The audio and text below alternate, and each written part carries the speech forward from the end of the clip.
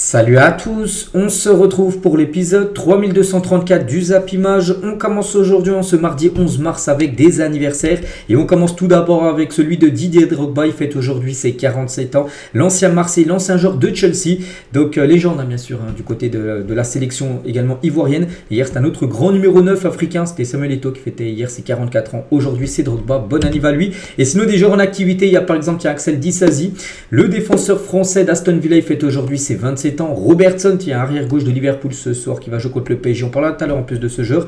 Il fête aujourd'hui ses 31 ans. Guim Rest, le gardien de but de Toulouse. Il fête aujourd'hui ses 20 ans. Bon anniversaire à tous ces joueurs. On continue, on va parler maintenant de ce qui s'est passé hier lundi. Il y avait quelques résultats dans les gros championnats. Tout d'abord, en première ligue, il y avait ce West Ham Newcastle. Et c'est Newcastle car les ailes, la bonne opération avec une petite victoire, mais ça donne 3 points de plus pour eux au classement. Donc une victoire 1-0 et c'est Bruno Guimaraes qui a été l'unique buteur du match, l'ancien lyonnais. Donc les stats sont quasiment pareils. Regardez la possession, il y a 1% de plus pour West Ham. Les tirs, c'est pareil, il y a 9 tirs pour les deux équipes. Et du coup, c'est les tirs cadrés. 3 pour Newcastle, 2 pour West Ham. Et Newcastle a été plus efficace. Et du coup, Newcastle s'est imposé. Et concernant cette rencontre qui se déroulait dans le stade de West Ham, le London Stadium, et instant émotion pour Michail Antonio, de retour dans ce stade du London Stadium pour la première fois depuis son grave accident de voiture survenu en février dernier. Souvenez-vous, on avait très peur pour lui parce que c'était grave quand on voit l'état de la voiture. On se dit vraiment c'est un miracle qui s'en est sorti indemne. Bon, il a été quand même opéré. Bon, il est forfait jusqu'à la fin de saison, mais hier il était présent. Bon, il n'a pas joué bien sûr, mais il était présent pour saluer et remercier les fans de West Ham qui lui ont apporté beaucoup de force pendant cette période compliquée bien sûr. Je lui souhaite toujours un bon rétablissement à Michail Antonio. Du coup avec ce match, ça clôture la 28e journée de Première Ligue avec tous les résultats. Bon, on sait que Liverpool a gagné 3-1, Arsenal avait concédé le nul 1 partout contre Manchester United et du coup le classement. Donc ça passe de la 2e à la 9e place parce que les premiers c'est Liverpool. Liverpool va remporter le championnat. Mais après c'est quand même serré parce que de la 2e place Arsenal à la 9e place Bournemouth, 55 points, 44 points. Il y a seulement 11 points d'écart. Regardez, toutes les équipes. N'oubliez pas, la saison prochaine, la Première Ligue, il risque d'avoir 5 équipes qualifiées directement pour la Ligue des Champions. Parce qu'en fin de saison, en gros, les deux championnats qui auront le plus de points l'indice UEFA. Donc il y a de fortes chances que la Première Ligue soit dedans. Parce que quand on sait pas mal de clubs encore engagés en Ligue des Champions, en Europa League. Donc du coup, il y aura Liverpool, Arsenal, Nottingham, Chelsea. Pour l'instant, City sera également en Ligue des Champions saison prochaine. Donc c'est pour ça qu'il y aura du suspense pour toutes ces places qualificatives jusqu'à la fin de la saison. Il reste encore 10 journées à la 28e. Il reste 10 journées jusqu'à la 38e pour clôturer ce championnat de Première Ligue. Un autre championnat où il y avait un match également hier, c'est le championnat italien, la Serie A, la Lazio contre Udinese. Score final 1 partout. Donc Florian Thauvin était buteur, l'ancien Marseillais à la 22e avant que 10 minutes plus tard, Romagnoli égalise d'un côté Lazio. Puis après, il n'y a plus eu de but dans la partie. Donc voici les stats du match. Et concernant Thauvin, comme je dis buteur, il a quand même marqué son 9e but comme de la saison, toute compétition confondue. Vraiment une belle saison pour l'ancien joueur de Marseille. Il y avait également un match du côté de la Liga, l'Espagnol de Barcelone contre Girona, c'est un derby. Les deux villes sont distancées de peut-être 50 km. Bon bref, un partout entre ces deux clubs, entre ce derby catalan. A noter que Girona a égalisé en toute fin de match grâce à Stuani, sinon ils auraient perdu la rencontre. Donc voici les stats de la partie. Tous les résultats de cette 27e journée bien sûr, où il y a seulement un match qui n'a pas été joué, le Barça contre Osasuna par rapport au décès du docteur du FC Barcelone. Et sinon ce classement, le Barça reste en tête, même en ayant un match en moins. Donc le Real Madrid, le même nombre de points que le Barça, et l'Atlético qui s'est incliné reste à la 3e position. On revient nous en France, il y avait également un match de Ligue 2 entre Rodez et l'équipe de Dunkerque. Dunkerque qui jouera après la trêve internationale une demi-finale de Coupe de France contre le PSG. Bon bref, ils ont pris le tarif hier, Dunkerque, ils ont perdu 5-1, pourtant ils menaient 1-0. Il y avait 1-0 la mi-temps, puis la deuxième mi-temps, les gars, ça a été festival de buts pour Rodez. Ils ont marqué à la 52e, 54, 57, déjà en l'espace de 5 minutes, ils ont déjà marqué 3 buts, après un autre à la 80e et un autre à la 90e, 5-1, ils ont marqué 5 buts en deuxième période. Et du coup, ils se sont imposés 5-1, cette équipe de Rodez, ils ont explosé, on peut dire, à l'équipe de Dunkerque. Donc Dunkerque, une frappe cadrée, un but. Et Rodez, ils ont eu comme 18 tirs, 9 tirs cadrés et 5 buts ont été marqués. Donc ça parce que l'objectif c'est le maintien à Rodez. Donc là, ça a une victoire qui leur fait beaucoup de bien. Du coup, tous les résultats de cette 26e journée du côté de la Ligue 2, donc quasiment tous les gros ont gagné, à part Lorient. Bon, de toute façon, je compte Paris FC, c'était le deuxième contre le premier. Donc s'il y a un vainqueur, c'est-à-dire qu'un gros a perdu. Donc Metz, 3e, s'est imposé. Il y a seulement Dunkerque, les gars, qui a pris une grosse correction hier. Et du coup, le classement, c'est vrai que là aussi, c'est très serré, les gars. Donc Lorient, Paris FC, il y a 52 points. Metz, 50 points. Et dommage pour Dunkerque, s'ils auraient gagné, ils seraient passés 3e. Ils auraient dépassé Metz, mais du coup, il reste à cette 4e position de ce championnat de Ligue 2. On quitte la France, direction le continent asiatique. Il y avait de la Ligue des Champions, 8e de finale retour de la Ligue des Champions asiatiques. C'était entre l'équipe d'Al Nasser et l'équipe de Esteghlal. Donc au match aller, il y avait eu 0-0. Voilà, donc là c'était le match retour, mais cette fois-ci en Arabie Saoudite à Al Nasser. Et Al Nasser à domicile a fait le taf. Victoire 3-0. John Durant, qui est un ancien attaquant d'Aston Villa, doublé. Et un but bien évidemment de Cristiano Ronaldo sur penalty pour CR7. Donc victoire d'Al Nasser 3-0 et surtout qualification pour les quarts de finale de la Ligue des Champions asiatiques. Bon, ça a été un match à sens unique. 22 tirs, 12 tirs cadrés, 3 buts marqués. Voilà, pour l'équipe de Esteghlal, une équipe en Iran. Ça a été très compliqué contre l'équipe saoudienne. Et Ronaldo, comme j'ai dit, un buteur, son 927e but. On parle à chaque fois qu'il marque un but. Il monte un peu plus son total de buts. Donc 927. On ne pas, il a l'objectif des 1000 buts en fin de carrière. Un CR7. Puis du coup, maintenant, il a plus marqué après ses 30 ans qu'avant ses 30 ans. Avant ses 30 ans, il a marqué 463 buts. Et maintenant, il a 464 buts après ses 30 ans.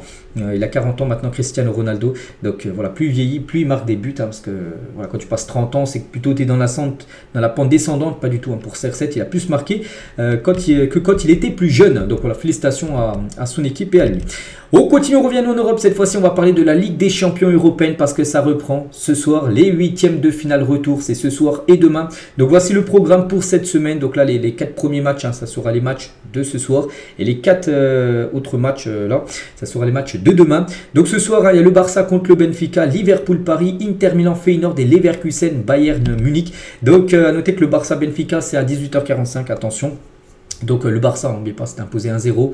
Voilà, s'ils font le taf, il y a moyen de le faire. Enfin, il y a moyen de le faire. Il y a peut-être des matchs, c'est déjà plié. Je pense Leverkusen contre le Bayern. Le Bayern Munich a gagné 3-0. Ils peuvent le faire, Leverkusen, mais voilà, ça sera compliqué. L'Inter qui s'est imposé 2-0 Feyenoord. Là aussi, on pense que le match est plié. Le match où il y a peut-être le plus de suspense, c'est ce Liverpool-PSG. Et on va en parler maintenant, les gars, là, pour ce Paris Saint-Germain cette semaine. C'est la semaine la plus importante de la saison. Avec 2 gros matchs. Donc ce soir, ce Liverpool-Paris. Et dimanche, le PSG contre Marseille. Qui est un choc, bien sûr, chaque saison. Donc il faut y aller étape par étape. Et tout d'abord, le match, bien sûr, de ce soir, c'est ce Liverpool-Paris qui est, je pense, beaucoup plus important que Paris-Marseille. Parce que même si Paris perd contre Marseille, dimanche, au championnat, il y a je ne sais plus combien, 15 points d'avance, donc c'est pas bien grave, Paris gagnera le championnat. Que ce soir, si Paris perd contre Liverpool, la Ligue des Champions, ça sera fini. Donc voilà, le match bien sûr le plus important, c'est bien celui de ce soir. Donc le match que les fans de foot ont attendu toute la semaine, c'est vrai que moi depuis mercredi, j'attends ce match retour, c'est le jour J. Donc Paris doit absolument gagner à Liverpool. Vous savez, le match, allez, il y a eu combien, Paris avait beaucoup dominé, mais à la fin du compte, nous le résultat, ce qu'on retient, c'est 1-0 pour Liverpool. Donc voilà, il faut absolument gagner. Un nul, ça passe pas, une défaite, ça passe pas. Il faut gagner au moins avec un but d'écart pour envoyer Liverpool en prolongation. Et si tu gagnes avec 2-3 buts d'écart, là tu peux être qualifié directement. Mais bon, il va falloir battre Liverpool chez eux, où c'est très compliqué, où par exemple Leverkusen a pris 4-0 cette saison en Ligue des Champions. Le Real Madrid avait pris 2-0 cette saison en Ligue des Champions. Voilà, c'est une redoutable équipe, mais bon, ça reste du football, tout peut arriver. Donc la une du journal équipe aujourd'hui, en ce mardi 11 mars, donc mission possible, c'est pas du tout mission impossible. Le PSG peut le faire, au vu de ce qu'ils ont montré au match aller. Donc le petit encadré là, donc battu 1-0 à l'aller malgré une énorme domination. Le PSG a les armes pour décrocher une qualification en quart de finale sur la pelouse d'Anfield. Voilà, s'ils jouent comme un peu, ils ont joué là lors des derniers matchs contre Rennes, contre Liverpool lors du match aller. Ouais, ça peut se faire après Liverpool. Voilà, je l'ai dit les gars déjà depuis mercredi dernier, enfin depuis jeudi. Liverpool, je pense pas qu'ils referont le même match qu'ils ont fait au parc, où ils ont vraiment mis le bus derrière. Et ils vont jouer parce qu'il y a leur public derrière eux. Mais bon, ce sera Paris bien sûr. Si Paris est une grande équipe, de contrer bien sûr ce que va proposer Liverpool ce soir. Et concernant le groupe, voilà le groupe attendu côté PSG, donc c'est plutôt une bonne nouvelle parce que tout le monde est là, c'est un groupe au complet. On se souvient des saisons en Ligue des Champions, il y a pas mal de blessés lors des matchs cadres. Et là, tout le monde est présent. Voilà, je ne vais pas citer tous les joueurs. On peut voir que c'est le groupe au complet. Les Parisiens sont bien arrivés à Liverpool, c'était hier matin. Lundi aux alentours des 11h midi, ils sont arrivés bien sûr à Liverpool pour arriver la veille bien sûr du match. Et hier soir il y avait l'entraînement. Quand tu joues un match de Ligue des Champions extérieur la veille, tu t'entraînes dans le stade où tu vas jouer le match bien sûr le lendemain. Donc Désiré Doué découvre Anfield. Voilà une photo. Voilà. Il y en a plein d'autres, mais c'est juste l'entraînement du PSG hier du côté de Anfield. Et une seule chose a changé dans la routine de Luis Enrique avant le match retour. Voilà, Anfield, placer la croyance à la qualification au milieu de tout, dire en gros à ses joueurs, chaque 30 minutes, chaque heure en gros, que c'est totalement possible en gros ce soir de se qualifier. Tout l'avant-match s'est résumé à convaincre l'équipe que la qualification est possible à travers des discours individuels et collectifs. Déjà, collectivement, il a parlé à tout le monde bien sûr, et peut-être individuellement, peut-être il a pris des joueurs comme Ousmane Dembélé qui va jouer ce soir. Voilà. il a pris des joueurs face à face pour leur dire ce soir vraiment je compte sur toi, c'est totalement possible en gros la qualification bien sûr. Hein. Et les joueurs du PSG sont persuadés qu'ils peuvent se qualifier, donc à Liverpool. Le vestiaire est très confiant, ses ambitions seront montrées demain en Anfield, hein. Enfin maintenant ce soir où le club ira pour chercher la gagne et rien d'autre que ça. Ils sont prêts à réaliser l'un des plus beaux exploits du football français, c'est que si ce soir le PSG se qualifie, ce serait peut-être dans le top 3, top 5, je sais pas, des plus grands exploits de l'histoire d'un club français en Coupe d'Europe, si bien sûr Paris se qualifie. Et ils ont les armes, hein, quand on sait comment joue Paris, ils peuvent bien sûr. Hein, ça peut être. Je pense que la pression est plutôt du côté de Liverpool. Le PSG n'a plus rien à perdre. Hein, ils ont perdu le match aller 1-0. Ouais, ils n'ont rien à perdre. C'est surtout Liverpool qui risque, enfin qui peut perdre très gros ce soir, hein, bien sûr, en faisant un match comme ils l'ont fait lors du match aller. Hein. Et Luis Enrique sur Liverpool-Paris. Hein, donc à l'instant présent, on est éliminé, bien sûr. Hein, on n'a qu'une option, c'est rentrer sur le terrain pour l'emporter. Hein, et Enrique sur son goût pour les remontadas, parce qu'il a déjà fait, hein, par exemple, quand le PSG a pris le 6-1, c'était lui le coach du FC Barcelone. Hein. Il a dit j'aurais préféré ne pas prendre 4-0 par le PSG avant le Barça, enfin avec le Barça en 2017, hein, comme ça il n'aurait pas fait une remontada 6-1 lors du match retour. Hein. Mais dans ma carrière, même quand des choses vont mal, il y a quand même des éléments que l'on peut gérer. Voilà ce qu'il a pu dire, hein, par rapport à ça. Hein. Kvaratskhelia qui était également en conférence de presse sur ce Liverpool-Paris ce soir. Notre objectif sera de dominer, de jouer comme à Paris, avec la même qualité de jeu. On veut montrer qu'on peut gagner contre n'importe qui. Voilà ce qu'a pu dire Kvaratskhelia. On attend un grand Kvaratskhelia. Je l'avais trouvé plutôt bon lors du match aller. Il avait tenté pas mal de frappes. Il avait même marqué. Malheureusement, il avait été hors jeu, hein, pour quelques centimètres. Mais bon, son but est logiquement refusé. Donc on attend ce soir un grand Kvaratskhelia. Il devrait être titulaire, hein, ce soir. Le Georgien. Et sur ses débuts au PSG en conférence de presse hier, il a dit, hein, je me sens bien à Paris. Mon adaptation a été facilitée par tout le monde. Hein, je pense que je peux faire encore mieux. Alors des prochains matchs, et bon on espère, et surtout ce soir on veut vraiment un gros match de Kvaratskhelia. Maxwell, tiens, ancien joueur du PSG, parle de Nuno Mendes. Il a dit, hein, c'est l'un des joueurs les plus dominants en Europe à son poste, hein, en termes de vitesse, de capacité, de projection. Il n'a que peu d'équivalent. C'est vrai que c'est, souviens Nuno Mendes au match aller, les gars, c'était très fort, hein, il avait complètement esselé Salah qu'on n'ait pas vu. On espère que ce soir ça soit la même chose, hein, pour enfin qu'on voit pas Salah, parce que si on le voit ça ne sentirait pas bon pour le PSG. Mais voilà, hein, ce qu'il peut dire, hein, sur Nuno Mendes, on attend un grand match, hein, bien sûr, de défenseur gauche portugais. Et regardez la composition probable du PSG pour le match de ce soir. Donc c'est simple, je crois que c'est la même que lors du match aller. Voilà, il ne va rien changer, hein. Donc Donnarumma, même si Donnarumma on se dit oui il peut peut-être être remplaçant et mettre Safonov, bon, il faut en mettre un, bon, ça doit être Donnarumma. Donc Mendes, Pacho, Marquinhos, Hakimi. Donc Neves, Vitinha, Ruiz et devant Kvara, Dembélé, Barcola. Je crois que c'est, je me souviens plus exactement le 11 du match aller, mais je crois que c'est ça. Je crois qu'il y a Désiré Doué du coup avait commencé sur le banc, il rentrera certainement en cours de jeu. Donc voilà à quoi devrait ressembler le 11 de départ côté Paris. Et côté Liverpool, hein, donc là aussi, hein, bien sûr, Alisson, en espérant qu'il ne refasse pas le même match, que si ce soir il est encore dans un grand soir, ça sentirait très mauvais pour le PSG. Voilà. Donc Robertson, hein, qui fête son anniversaire aujourd'hui, 31 ans, donc défenseur gauche, Van Dijk, Konaté, Arnold, McAllister, Szoboszlai, Gravenberch, Diaz, Nunez et Salah. Donc Nunez pourrait commencer titulaire à la place de Jota, hein, qui avait commencé titulaire lors du match aller. Donc là aussi, hein, il y a quasiment peut-être un changement Nunez avec Jota, sinon c'est le même 11 que lors du match aller. Gravenberch, je ne sais plus s'il avait commencé titulaire. Mais voilà à quoi pourrait ressembler le 11 de départ. Donc Harvey Elliott, qui a le bourreau du PSG lors du match aller, devrait de nouveau commencer sur le banc. Certainement rentrer en cours de jeu. À noter que Gakpo, je le vois là parmi les remplaçants, il pourrait être là, mais pas, il avait été forfait, hein, lors du match aller. Le milieu néerlandais. Liverpool, toujours avec Paris, bien sûr, on continue à faire un peu l'avant-match, hein, de cette rencontre, bien sûr. Donc, c'est vrai que Liverpool face au club français en field en phase d'élimination directe, c'est simple, hein, ils ont joué 7 matchs, 7 victoires. Voilà, jamais un club français a réussi à battre Liverpool lors d'un match élimination directe, hein, je vous parle. Hein. Donc, 19 buts marqués pour seulement un seul but encaissé. Donc, Paris devra rompre la malédiction ce soir, parce qu'il faudra absolument gagner. Comme je dis, un nul, ça passera pas. Il faut absolument gagner. Pour l'instant, il n'y a aucune équipe. Ça a été à chaque fois défaite pour un club français à Liverpool lors d'un match élimination directe. Saint-Etienne, qui a été le seul club à remarquer un but en plus à Liverpool. Hein. Donc Auxerre, Paris, Strasbourg, Auxerre, Toulouse, Lille. Voilà, donc à chaque fois, ça a été des corrections. 3-0, 4-0, 3-0. Voilà, donc ça sera compliqué. Mais Paris, bien sûr, quand on voit comment joue cette équipe parisienne, on se dit vraiment, s'il y a bien une équipe, hein, parmi peut-être toutes ces équipes-là qui peuvent le faire, c'est bien sûr le PSG. Hein. Et du côté de Liverpool, hein, donc c'était également conférence de presse, bien sûr, le coach, quelques joueurs. Et Arne Slot, il a dit le PSG, l'équipe la plus complète contre laquelle on a joué jusque-là. C'est qu'ils ont été vraiment impressionnés, hein, du côté des Reds, même les journaux britanniques, vraiment par rapport par rapport à ce qu'a montré le PSG lors du match aller. Hein. Et il revient sur le match aller, Ancelotti, il a dit, il y a des gens qui ont dit qu'on avait mal joué. Non, c'est Paris qui a fait un super match et qui a fait totalement déjouer cette équipe de Liverpool. Et je le répète, Liverpool, je pense qu'ils joueront autrement. Ce soir, ils joueront pas aussi bas comme ils l'ont fait contre Paris. Après, ça peut peut-être être une bonne nouvelle pour le PSG qui pourra peut-être jouer du coup en contre avec des attaquants ultra rapides. Hein. Quand on voit les 3 attaquants devant, Barcola, Kvaratskhelia et Dembélé. Hein, quand c'est la défense, Van Dijk c'est plutôt lent, Konaté c'est plutôt lent. Même Robertson, Arnold, oui, c'est des jeux rapides, mais je pense que l'attaque parisienne peut faire mal en contre-attaque. Si Liverpool, bien sûr, ce soir aura le monopole du ballon, je ne suis pas sûr. Je pense que le PSG aura quand même la possession. Et Ancelotti a réagi au ressenti des joueurs parisiens sur le niveau de Liverpool, parce qu'il y a quelques jours, c'était ça qui sortait. Donc les joueurs du PSG ont le sentiment d'avoir affronté bien plus fort que Liverpool cette saison, comme le Bayern ou Arsenal, qui avait été bien meilleur que ce qu'a montré Liverpool. Donc il a dit Ancelotti, donc certains joueurs ont dit qu'Arsenal et le Bayern étaient meilleurs que nous. D'après ce que j'ai entendu, je ne peux pas influencer ce qu'ils ont ressenti. J'espère qu'ils auront une opinion différente après le match ce soir. Donc voilà, on verra de toute façon. Maintenant, il faut que le match se joue pour en savoir un peu plus. Tiens, Robertson, on disait que c'était son anniv. Et ben, le PSG, une équipe exceptionnelle, probablement la meilleure équipe que nous avons jouée cette saison.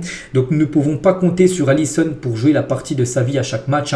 Nous devons être meilleurs que lors du match aller, parce que c'est vrai que s'ils refont le même match à Liverpool, ce soir, ça tirait mauvais pour eux, et peut-être bonne nouvelle pour Paris. Bon, après, on espère que Alisson ne soit pas encore dans un grand soir. Et Robertson toujours avec lui, donc je ne veux pas manquer de respect au championnat de France, donc la Ligue 1. Mais la première ligue est quand même plus compétitive. Bon, là, on va pas le contredire. On est tous bien sûr totalement d'accord qu'il y a un monde d'écart entre la première ligue et la Ligue 1. Voilà, parce que la première ligue est beaucoup plus passionnante, on va dire, que le championnat français. Donc là, je suis d'accord avec lui. Diogo Jota, les gars, sur le match aller face au PSG, qui avait commencé titulaire, il a dit c'était le match le plus difficile de la saison pour nous. Ce n'était pas notre intention de jouer comme ça, mais à la fin, on a gagné. Cela en dit long sur notre caractère. C'est vrai que Liverpool a produit un match très moyen, puis il gagne à la fin. C'est ça qui est fou. Donc voilà, ils retiennent surtout la victoire. Ils veulent faire un match totalement différent ce soir. L'équipe des Reds. Et toujours avec ce match, et toujours avec Paris, parce que on y croit du côté du PSG à cette... pas une remontada, parce qu'il y a seulement un but à revenir. C'est vrai que par exemple Paris peut marquer au bout de 5 minutes de jeu ce soir, puis ça y est, les compteurs sont déjà remis à 0. Bon, on ne sait pas ce qui peut se passer, ils peuvent en prendre aussi en tout début de match. Mais un exploit en terre anglaise, le PSG l'a déjà fait. Et c'était à Londres contre Chelsea, et c'était aussi un 11 mars. Aujourd'hui on est le 11 mars également. C'est que, rappelez-vous, donc c'était il y a 10 ans, le PSG sortait un Chelsea en 8e de finale de LDC après un scénario fou en prolongation. Donc c'est que le 11 mars, c'est peut-être un jour des remontadas, on va dire, du côté de Paris. Jour de remontada dans l'histoire du PSG, donc le 11 mars 2015, donc il y a 10 ans jour pour jour, le PSG joue à Chelsea. Et Paris remonte un but à l'extérieur sur la pelouse de Chelsea, file en quart de finale de la Ligue des Champions. C'était le 11 mars 2015, on est le 11 mars 2025, donc 10 ans après. Le 11 mars 2020, donc il y a 5 ans, Paris remonte son but d'écart face à Dortmund et file en quart de finale de Ligue des Champions. Souvenez-vous, c'était pendant les matchs Covid, là, où le match aller avait été joué à Dortmund, où je crois qu'il y a eu 2-1 pour Dortmund. Et au match retour, le PSG s'est imposé 2-0. Même cette saison-là, le PSG était allé jusqu'en finale. Donc pour cette remontada, ce comeback contre Dortmund, c'était aussi à 11 mars. On se dit peut-être le 11 mars, ça porte chance. Tous les 5 ans, il se passe quelque chose. Donc 2015-2020, on est le 11 mars 2025. Est-ce que ça va se continuer, continuer cette série, les gars, de remontée du PSG? Et bien, on espère ce soir, bien sûr, de faire un magnifique match contre Liverpool. Et Nicolas Anelka, bien sûr, avant ce Liverpool-PSG, donc Alisson a fait le match de sa vie et ne pourra pas toujours être à ce niveau. Ce n'est pas possible, j'imagine bien le PSG se qualifier en prolongation demain. Enfin, maintenant, ce soir, quand on dit demain, c'est qu'il a parlé, il a fait cette interview hier, mais voilà, il voit bien le PSG se qualifier après prolongation. N'oubliez pas, les gars, s'il y a par exemple 5-4 pour le PSG au bout de 90 minutes de jeu, un but à l'extérieur, ça compte plus double, c'est prolongation. Voilà.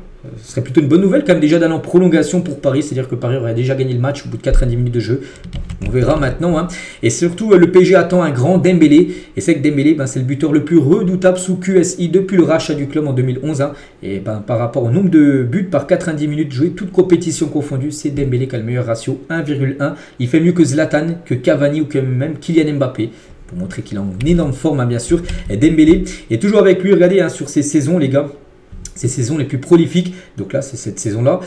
En championnat, je vous parle. Donc 20 buts en championnat. Sinon, je sais plus, d'être à 28 buts à peu près, toute compétition confondue. Si on joue de la Coupe de France, la Ligue des Champions. Donc avec Rennes, en 2015-2016, il a marqué 12 buts sur la saison entière.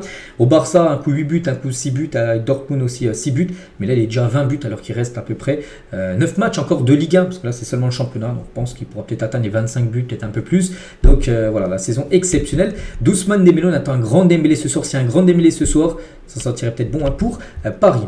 Et toujours avec le PSG, ce match, donc à noter que le PSG jouera avec ce maillot, pas celui-là les gars, mais ce 4e maillot. Le PSG à chaque fois a joué avec ce maillot-là, à chaque fois il y a eu victoire, à chaque fois ils se sont qualifiés, contre City je crois ils avaient joué avec ce maillot-là, contre Brest, souvenez-vous, il y avait une magnifique victoire 7-0, donc voilà, ce sera ce 4e maillot du PSG ce soir, le maillot qui porteront.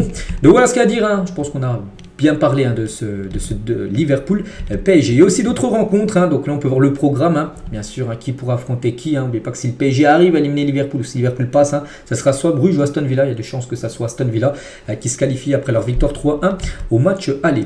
Il y a aussi le Barça tout en haut à droite qui joue contre le Benfica. Et Hansi Flick en conférence de presse, il a parlé de Rafinha, Ballon d'Or. Il a dit oui, il est candidat, bien évidemment, c'est un candidat. Il est dans un noyau de 5-6 joueurs qui peuvent prétendre à l'instant T remporter le Ballon d'Or par rapport à ce qu'il est en train de réaliser. C'est que Rafinha cette saison en Ligue des Champions, et ben voilà, c'est ça, c'est des buts, c'est des passes, des fois c'est les deux pendant le match, des fois c'est des triplés contre le Bayern Munich, c'est vrai que Rafinha est exceptionnel. On va parler aussi du Bayer Leverkusen ce soir qui reçoit le Bayern Munich, ils ont 3-0 à remonter, ça va être compliqué, mais bon, ça peut se faire, mais bon, ça va être compliqué, surtout que leur meilleur joueur, Wirtz, les gars, il est forfait, et officiel, Wirtz sera absent plusieurs semaines, donc avec le Bayer Leverkusen, l'Allemand souffre d'une blessure à la cheville, ça c'est un gros coup dur pour les Leverkusen, en plus qui reste sur 2 défaites d'affilée, ils n'ont pas Wirtz ce soir pour essayer de faire la remontada contre le Bayern Munich, donc ça peut compliquer la situation du côté de Leverkusen. Et concernant Wirtz, peut-être le dernier match en LDC la semaine dernière contre le Bayern Munich, ce 3-0 pris, c'était peut-être son dernier match à Leverkusen parce que City s'active pour recruter Florian Wirtz. Le club a déjà commencé à négocier avec le joueur afin de trouver un accord. Voilà, il pourrait peut-être quitter, enfin il y a des chances qu'il quitte Leverkusen et peut-être pour aller à Manchester City l'été prochain. On va parler de Lille, donc Lille joue plutôt demain. Demain sera 18h45, Lille recevra Dortmund. On parlera bien sûr demain en faisant l'avant-match de cette rencontre. Et pour le 8e de finale retour, donc Lille veut voir tous ses supporters en rouge pour apporter de la force. Il y aura beaucoup de supporters de Dortmund qui feront le déplacement. Mais ils veulent que ceux qui viendront du côté du stade Pierre-Mauroy viennent habillés en rouge pour que le stade soit tout en rouge pour bien sûr essayer de se qualifier pour les quarts de finale. Concernant notre match demain mercredi, le derby Atlético Madrid-Real Madrid. On connaît l'arbitre, ce sera le Polonais Sismo Marciniak qui a arbitré par exemple la dernière finale de la Coupe du Monde entre la France et l'Argentine. Bon, ça sera lui l'arbitre de ce match demain. N'oubliez pas que le Real Madrid a un petit avantage, ils ont gagné 2-1 lors du match aller. Concernant notre arbitre, on va parler de Clément Turpin et on clôture cette page LDC parce que là on va parler du match du week-end PSG-OM. Ça sera lui les gars, Clément Turpin qui est nommé pour être arbitre du classique français Paris-OM. C'est officiel. Et Turpin arbitre l'arbitrage du classique. Jérôme Roten sur son émission hier, il a dit il ne mérite pas d'arbitrer le plus gros match de la saison en Ligue 1. Eric Dimeco l'a dit, ça sent comme un peu la carotte. Donc voilà, parce qu'en gros, il n'a pas le niveau. Enfin, c'est pas qu'il n'a pas le niveau, mais qu'il ne mérite pas en gros. Clément Turpin, il y a peut-être d'autres arbitres qui méritent plus d'arbitrer. Parce que, en gros, quand tu arbitres, et si tu arbitres le PGOM, c'est que voilà, c'est pour te récompenser. Parce qu'arbitrer un match comme ça, c'est une récompense un peu. Puis en gros, il dit qu'il y a peut-être d'autres arbitres qui auraient mérité plus que Clément Turpin d'arbitrer le plus gros match en gros de la saison dans le championnat français. On va parler de Neymar, les gars. Donc Neymar est très critiqué actuellement au Brésil pour avoir profité du carnaval. Il y avait le carnaval là, ces derniers jours à Rio, malgré une gêne musculaire l'empêchant de jouer. Donc un célèbre journaliste brésilien a mis Neymar est indéfendable. Il ne prend pas le football au sérieux. La blessure ne l'a pas empêché d'aller au carnaval. Donc là, en gros, c'est avant-hier. Son équipe s'est inclinée 2-1 en demi-finale d'une coupe brésilienne. Donc là, rien qu'il a essayé d'aller s'échauffer. Les gars, il s'est levé, il a essayé de faire un petit footing. 2 secondes après, il est revenu directement s'asseoir parce qu'en gros, il a mal. Il est blessé, Neymar. Et bien sûr, en gros, il est blessé. Mais au lieu de se reposer, il est parti faire la fête avec ses amis au carnaval. Et ça, bien sûr, ça passe pas. Donc, il est beaucoup critiqué actuellement dans la presse. N'oubliez pas que là, dans quelques jours, il doit faire son retour en sélection. Il y a de fortes chances qu'il annonce son forfait. En gros, Neymar, parce qu'on ne voit pas comment il pourrait jouer. Surtout si c'est musculaire. Ça peut prendre quelques semaines. Donc voilà, toujours Neymar, bien sûr. Toujours des problèmes de blessures. On le voit quand même beaucoup de force. Ça va être très compliqué pour lui. On va parler d'un club où il aimerait jouer. Neymar, aimerait revenir, c'est le Barça.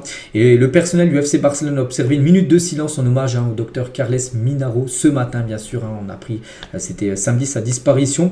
Donc ce soir, il y aura certainement une minute de silence avant le coup d'envoi entre le Barça et le Benfica en Ligue des Champions. Et on va parler de quelqu'un du côté du FC Barcelone, c'est Marc-André Ter Stegen, donc blessé, s'est fait les ligaments croisés. Il a repris l'entraînement là depuis quelques semaines, mais surtout par rapport à sa vie privée. Donc là, la photo de gauche, c'est lui avec son ex-femme, parce qu'il y a quelques jours, il a sorti un communiqué pour dire en gros qu'ils se séparaient. Et Ter Stegen, les gars, fulmine après les récentes rumeurs sur la fin de son couple avec Daniela GLE, donc son ex-femme qui s'est séparée il y a quelques jours. Donc plusieurs médias catalans avaient annoncé que sa femme l'avait trompé avec son coach personnel. Voilà, cette personne-là, un coach personnel, en gros que cette personne trompait, elle trompait Ter Stegen avec lui. Donc il a réagi à ça, tout simplement. Ter Stegen a remis les choses au clair. Il a dit: je suis choqué et déçu de la mauvaise gestion et du manque de contrôle chez Catalunya Radio. Donc une chaîne, une radio, du côté de la Catalogne, qui ont diffusé de fausses informations et fait atteinte à notre vie privée. Les journalistes, donc Juliana Canet, bref, 3 journalistes, sont des menteurs qui ont diffusé de fausses infos, offensant publiquement ma femme Daniela et sa réputation d'une manière très grave, en disant qu'elle avait trompé. Il n'y a aucune infidélité de la part de Daniela, aucune tierce personne n'est impliquée, c'est un fait. Comme nous l'avons communiqué, Dani et moi avons décidé de prendre des chemins différents dans de bons termes, en gros, voilà, de se séparer. Il est totalement inacceptable que les principaux médias appartenant au gouvernement diffusent ces informations dans lesquelles Daniela est faussement accusée et personnellement attaquée. Les dégâts sont irréparables. Il a mis ça sur ses réseaux sociaux, un communiqué officiel de Ter Stegen pour dire en gros que ils sont séparés pour d'autres raisons que pas que parce qu'en gros il l'aurait trompé. Voilà, c'est ce qu'il a dit après. On ne sait pas si c'est vrai ou pas. Juste il a réagi à ça parce qu'elle a reçu beaucoup d'insultes, voilà, beaucoup été insulté, bien sûr, son ex-femme, parce que d'après les médias espagnols, elle l'aurait trompé. Donc voilà, l'affaire avec Marc-André Ter Stegen. Et tiens, en parlant toujours du Barça et d'un gardien, Chesney, les gars, qui va jouer tout à l'heure. Et pour être prolongé au FC Barcelone, n'oubliez pas qu'il est en fin de contrat, il avait signé jusqu'à la fin de saison, pour dépanner, en gros, il était sorti de sa retraite. Et le Barça a ouvert des négociations avec le joueur après ses performances satisfaisantes. On se souvient, le match semaine dernière, il avait été exceptionnel contre le Benfica. Et du coup, le Barça souhaiterait le prolonger, même si Ter Stegen revient. Ter Stegen peut-être retrouvera sa place numéro 1, peut-être sera numéro 2. La saison prochaine, ça sentira le départ du coup d'Inaki Peña. Toujours à Barcelone, les gars, on va parler de Mohamed Salah. C'est proposé au FC Barcelone, annonce le journal Sport. Donc le Barça est prêt à considérer sa signature si l'Égyptien accepte de baisser son salaire, parce qu'actuellement il a un salaire énorme. Il perçoit actuellement 18 millions d'euros par an à Liverpool. Donc s'il venait avec ce salaire-là du côté du Barça, ce serait le joueur le mieux payé. Je crois que Lewandowski doit être aux alentours des 15, parce que Lewandowski c'est le mieux payé au Barça. Après il y a De Jong qui doit être vers 14, tout ça. Donc lui il sera 18. Donc après 18 millions d'euros pour le Barça, c'est pas possible. Mais s'il venait à vouloir descendre son salaire, là bien sûr le Barça pourrait certainement le faire venir, et surtout l'intéressant parce qu'il est libre et pour arriver au FC Barcelone gratuitement, donc on verra. Et concernant toujours Salah aussi, avec les rumeurs avec le PSG, qui est un club qu'il affrontera ce soir en Ligue des Champions, et Salah ne correspond pas au profil recherché par Luis Enrique et Luis Campos, l'entraîneur et le directeur sportif de Paris. Cela principalement à cause de son âge, parce que le PSG maintenant mise plutôt sur la jeunesse que plutôt sur des joueurs qui ont plus de 30 ans. On va parler cette fois-ci de Paul Pogba. Et c'est aujourd'hui, les gars. Pogba peut rejouer au football. Donc il était suspendu jusqu'au 11 mars. On est le 11 mars, les gars. 11 mars 2025, date à laquelle Paul Pogba peut rejouer au football. Donc pour l'instant, il n'a pas trouvé de club parce qu'on ne l'a pas vu signer dans une équipe. Mais là, par exemple, s'il aurait un club, il pourrait jouer ce soir. Il y aurait un match. Il pourrait officiellement jouer. Paul Pogba, il n'est plus suspendu par rapport à la suspension qu'il a eue pendant 18 mois par rapport au dopage. Et toujours avec Pogba. Donc l'OM pourrait revenir à la charge cet été pour Paul Pogba s'il n'a pas signé ailleurs. La Pioche rêve de jouer la Coupe du Monde 2026 avec les Bleus. Donc voilà, c'est son objectif, bien sûr. Trouver un club là, très prochainement. Bon, je ne pense pas qu'il va signer. Ou même, ça se peut au pire qu'il trouve un club au mois de mars. Mais il reviendra vraiment en juin, on va dire, saison prochaine, parce qu'on en arrive sur la fin de saison. Mais l'objectif, c'est de faire une saison complète saison prochaine et de disputer, bien sûr, la Coupe du Monde l'année prochaine. Avec l'équipe de France, il souhaite même convaincre Antoine Griezmann de le rejoindre. Bon, Griezmann, n'oubliez pas, il a pris sa retraite. Je ne pense pas que Griezmann sortira de sa retraite, mais on ne sait jamais. Donc voilà le projet, en gros, de Paul Pogba. Toujours, tiens, avec l'équipe de France. N'oubliez pas, tiens, qu'après-demain, jeudi, donc Deschamps dévoilera sa liste pour les 2 prochains matchs contre la même équipe. Ce sera 2 matchs contre la Croatie. Et Didier Deschamps, désolé, pourrait laisser au repos Marcus Thuram jeudi lors de l'annonce de sa liste. Donc l'attaquant de l'Inter souffre d'une gêne à la cheville depuis plus d'1 mois. Et du coup, il pourrait être laissé au repos. Voilà. Un autre attaquant pourrait être pris. Et surtout, peut-être il essaiera peut-être Dembélé en numéro 9, vu ce qu'il faut au PSG. Peut-être il sera positionné en faux numéro 9 également en équipe de France. Tiens, un autre joueur qui pourrait être appelé, jeudi, c'est Eduardo Camavinga et c'est Manchester City qui pense à Eduardo Camavinga pour cet été. Le club anglais surveille activement le milieu de terrain. On sait que City sont sur Florian Wirtz, ils ont déjà recruté pas mal l'hiver dernier, Kusanov, Vitores, Omar Marmoush, tous ces joueurs-là. Et ils ciblent également Camavinga. Et peut-être pour le remplacer, les gars, parce que le Real Madrid aurait peut-être un plan. Enzo Fernandez, voilà, avec l'argent récupéré par exemple de Camavinga, et le Real Madrid voudrait recruter Enzo Fernandez, le capitaine de Chelsea. Chelsea a fixé son prix à 80 millions d'euros. Voilà, donc on verra, c'est le mercato, on sait que tout peut arriver. Concernant, tiens, notre milieu, tiens, du côté du Real, c'est Tchouaméni, les gars, et disons les termes actuellement, hein, Tchouaméni, depuis un mois, le français est juste monstrueux, c'est vrai que lors des derniers matchs au Real, les gars, c'est l'un des meilleurs joueurs, hein. Et étonnant, il évolue à son poste, c'est que Ancelotti, des fois, le faisait jouer en défense centrale, on sait qu'il n'est pas défenseur central, mais bon, c'était pour dépanner, parce que des fois, il n'y avait personne en défense, mais quand il joue milieu de terrain, et ben actuellement vraiment il est très très bon bien sûr. Tchouaméni, c'est plutôt une bonne nouvelle, hein, pour l'équipe de France avant les 2 prochains matchs. On va parler de la relation entre Vini et Kylian Mbappé. D'après des journalistes espagnols, n'est pas super, hein. La relation entre Vini et Mbappé serait loin d'être idéale. Ils veulent nous vendre une fraternité, en gros qui sont frères, qui n'existe pas. S'ils peuvent, hein, ils font chacun leur truc de leur côté. Ils cherchent la gloire personnelle, hein, a déclaré un journaliste de la SER, hein. Et le body langage en gros de Mbappé fait parler en Espagne, hein.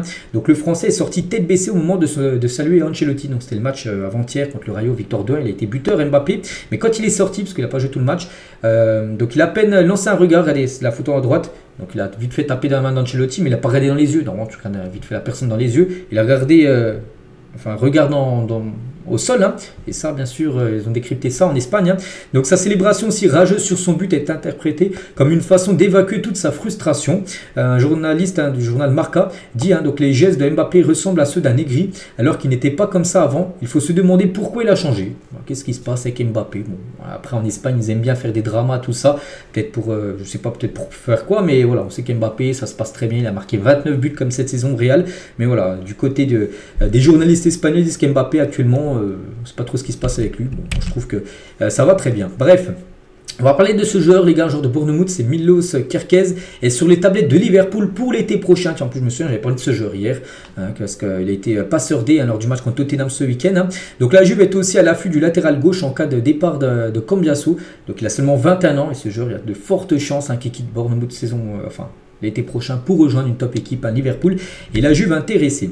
La pelouse du Groupama Stadium, donc la pelouse de Lyon en gros, va être déjà remplacée seulement un mois. Il y a un mois elle a été remplacée, ils vont déjà la remplacer un mois après. Dans une pelouse, tu la gardes pendant quelques mois bien sûr, surtout si elle est en bon état. Elle était plutôt en bon état, mais bon, là-bas Lyon, elle est jugée très glissante.